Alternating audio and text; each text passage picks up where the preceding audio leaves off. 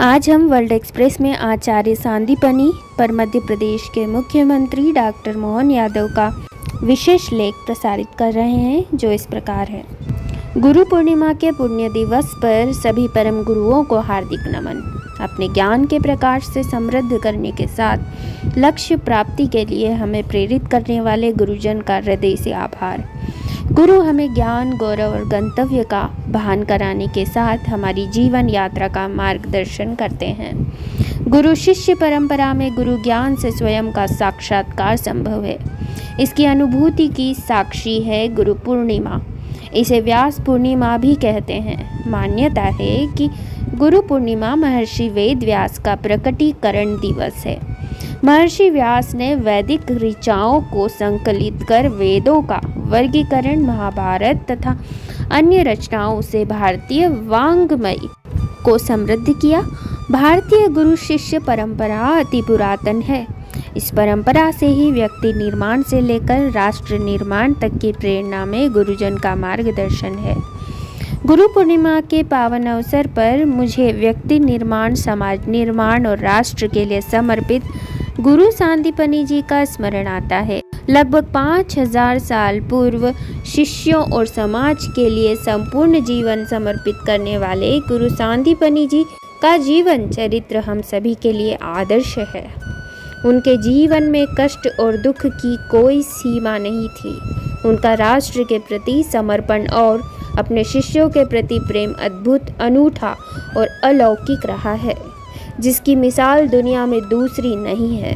सांदीपनि जी का आश्रम मूलतः पहले गंगा किनारे बनारस में स्थापित था, जहां उन्होंने अपने शिष्यों को 64 कलाएं, 14 विधाएं, 18 पुराण और 4 वेदों की शिक्षा दीक्षा देकर प्रशिक्षित करने के लिए गुरुकुल का संचालन किया। उस समय मथुरा में महाराज उग्रसेन को हटाकर जैसे ही कंस ने सत्ता के सूत्र हाथ में लिए, आचार्य सांदीपनि सहित प्रमुख आचार्यों को अपने गुरुकुल बंद करने पड़े। उन्होंने अपना आश्रम छोड़कर तीर्थाटन की राह पकड़ी। आचार्य सांदीपनि अपने 6 माह के पुत्र पुनर्दत्त और धर्मपत्नी के साथ तीर्थाटन करते हुए पश्चिमी भारत, वर्तमान द्वारिका, प्रभास पाटन के क्षेत्र से गुजर रहे थे। उस समय वहाँ के शासक यम ने आचार्य सांदीपनि पर अपने बच्चों को शिक्षित दीक्षित करने का दबाव डाला। आचार्य सांदीपनि किसी प्रकार के दबाव में नहीं आए और राष्ट्र विरोधी तत्वों को शिक्षा देने के प्रस्ताव को सिरे से नकार दिया। यम द्वारा डराने, धमकाने और यातनाएं देने पर भी आचार्य झुके नहीं, तो शासकों ने उनके बच्चे को छीन लिया। इसके बाद आचार्य उज्जैन आए और सांदीपनि आश्रम स्थापित कर भगवान महाकाल की नगरी उज्जैन में देश के बच्चों के भविष्य निर्माण के लिए शिक्षा दीक्षा आरंभ की। सांदीपनि आश्रम में ही भगवान श्री कृष्ण और उनके भ्राता बलराम को शिक्षा प्राप्त करने के लिए महाकाल की नगरी उज्जैन भेजा गया, जहां उनकी मित्रता सुदामा से हुई। शिक्षा के उपरांत श्री कृष्ण ने गुरु माता को गुरु दक्षिणा देने की बात कही। इस पर गुरु माता ने श्री कृष्ण को अद्वितीय मानकर गुरु दक्षिणा में अपना पुत्र वापस मांगा। आचार्य सांदीपनि को जब पूरी बात पता चली तो उन्होंने नाराज होते हुए कहा कि मेरे दुख और मेरी व्यक्तिगत समस्या में मेरे शिष्य को क्यों शामिल किया। श्री कृष्ण ने उनके पुत्र को वापस लाने के लिए शस्त्र चाहे। इस पर आचार्य ने उन्हें भगवान परशुराम के आश्रम जानापाव जाने के लिए कहा, जहां भगवान परशुराम ने श्री कृष्ण को सुदर्शन चक्र प्रदान किया।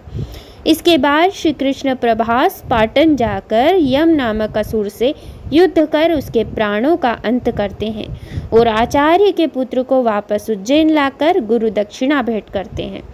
श्री कृष्ण प्रभास पाटन का राज्य राजा रेवतक को देते हैं। राजा की पुत्री रेवती से बलराम का विवाह होता है। काल के प्रवाह में आचार्य सांदीपनि का अपने देश के लिए अद्वितीय योगदान जानना जरूरी है। आचार्य सांदीपनि द्वारा अपने ज्ञान से शिष्य निर्माण और अपने राष्ट्र के प्रति समर्पण एक अद्वितीय मिसाल है। गुरु पूर्णिमा पर आचार्य सांदीपनि जी का यह प्रेरक पक्ष सभी के समक्ष आना चाहिए। मेरी दृष्टि में हमारे जीवन में 5 गुरुओं का विशेष महत्व है। सबसे पहली गुरु माता, जो जन्म और जीवन के संस्कार देती है। दूसरे गुरु पिता, जो साथ संबल सहयोग के साथ पुरुषार्थ और पराक्रम का भाव निर्मित करते हैं। तीसरे शिक्षक, जो पाठ्यक्रम में निर्धारित शिक्षा प्रदान कर हमें शैक्षणिक ज्ञान से समृद्ध करते हैं।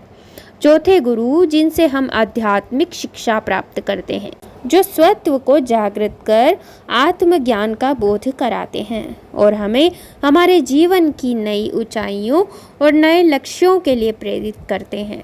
पांचवा गुरु आईना है, जो हमें हमारे वास्तविक स्वरूप से परिचित कराता है। इससे आत्मचेतना जागृत होती है और हम अपने व्यक्तित्व और कृतित्व में श्रेष्ठता को प्राप्त कर सकते हैं। गुरु हमारी प्राकृतिक प्रतिभा का आकलन करके हमारी मौलिक प्रतिभा को जागृत करते हैं, मार्गदर्शित करते हैं। आचार्य सांदीपनि जी ने ऐसे शिष्यों का निर्माण किया है, जिन्होंने समाज, राष्ट्र और विश्व कल्याण का इतिहास रचा है। गुरु पूर्णिमा के अवसर पर आचार्य सांदीपनि का पुण्य स्मरण। आज गुरु पूर्णिमा के महापर्व की सारे मध्य प्रदेश में धूम रही। रात देर तक प्रवचन, भजन, गुरु पाद पूजन, भंडारे के आयोजनों का सिलसिला चलता रहा। महर्षि वेदव्यास का जन्म दिवस भी आज होने से गुरु पूर्णिमा महोत्सव में गरिमा के 4 चांद लगा गया। खंडवा के दादाजी धाम में 3 दिवसीय गुरु पूर्णिमा महोत्सव का शुभारंभ आज प्रातः महाआरती के साथ हुआ। इसमें 60,000 से अधिक भक्तों की उपस्थिति रही। महू के भेरूलाल पाटीदार शासकीय स्नातकोत्तर महाविद्यालय में 2 दिवसीय गुरु पूर्णिमा कार्यक्रम का शुभारंभ आज से हुआ। गुरुओं का सम्मान किया गया। गुरु पूर्णिमा का ऐतिहासिक महत्व, गुरु शिष्य परंपरा और शिक्षा में नैतिकता पर व्याख्यान हुए। जानापाव में गुरु पूर्णिमा के अवसर पर रात देर तक भक्तजनों ने अपनी उपस्थिति दी। भगवान परशुराम, भगवान महादेव के दर्शन किए और गुरुओं से आशीर्वाद लिए। महंत हीरानंद ब्रह्मचारी ने अपने गुरु ब्रह्मानंद महंत रहे बद्री नंदन ब्रह्मचारी की चरण पादुका का पूजन किया। बाद में हीरानंद ब्रह्मचारी ने भगवान परशुराम के पुजारी ओम प्रकाश व्यास का पूजन किया। भंडारे भजन कार्यक्रम में हजारों भक्तजन उपस्थित रहे। इंदौर के मठ, मंदिर, आश्रम संगठनों पर गुरु महोत्सव रात देर तक मनाया गया। नाना महाराज तराणेकर संस्थान में बाबा साहेब प्रदीप तराणेकर ने कहा, गुरु परम तत्व है। गुरु में सभी देवता समाहित है। गुरु के मुख से दिया गया मंत्र यश देने वाला और कष्टों का निवारण करने वाला होता है। सदगुरु लादूनाथ महाराज आश्रम के महाप्रचंड हनुमान मंदिर में भजन सत्संग के साथ गुरु पूर्णिमा महोत्सव मनाया गया। महंत रामकिशन महाराज के सानिध्य में हुए इस कार्यक्रम में अच्छी संख्या में भक्तजन उपस्थित थे।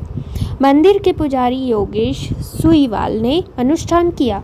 अखंड आश्रम, श्री विद्याधाम, पंच कोया स्थित श्री राम मंदिर, हंसदास मठ, अन्नपूर्णा आश्रम, अन्ना महाराज संस्थान, गीता भवन, वीआईपी रोड स्थित श्री मनसा पूर्णकाल भैरव मंदिर, कालिका मंदिर, गौरी मंदिर में गुरु पूर्णिमा पर विविध आयोजन हुए। धरावरा स्थित श्री मंगल धाम में महंत अवधदास एवं वर्ल्ड एक्सप्रेस के प्रधान संपादक राजकुमार हंस निधि शर्मा के सानिध्य में गुरु पूर्णिमा मनी।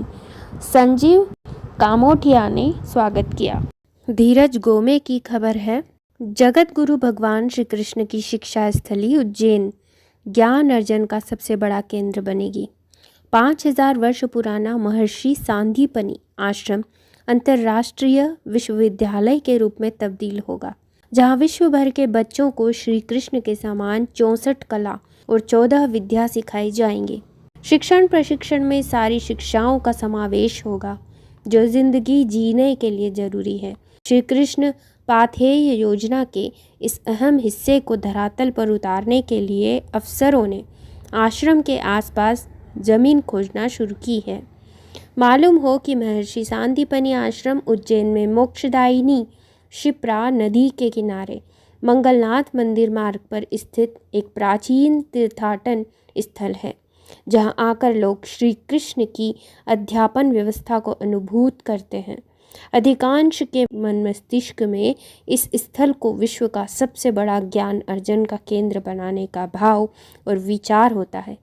यही भाव और विचार उज्जैन के विधायक और मुख्यमंत्री डॉक्टर मोहन यादव के मन में जन्मा तो उन्होंने यहाँ महर्षि सांदीपनि गुरुकुलम के नाम से विश्व का सबसे बड़ा अंतर्राष्ट्रीय विश्वविद्यालय बनाने के लिए कदम बढ़ाने के निर्देश अफसरों को दिए।